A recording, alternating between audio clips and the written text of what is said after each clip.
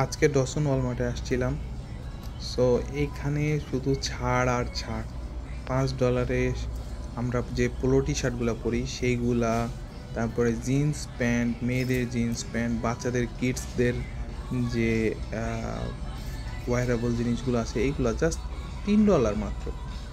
So খুব দ্রুত শেষ হয়ে যাচ্ছে। আপনারা যারা থান্ডার বে, ডসন ওয়ালমার্টের আশেপাশে আছেন বাঙালি কমিউনিটি, তারা অবশ্যই যান, গিয়ে এই ভালো ডিলটা লুফে নেন।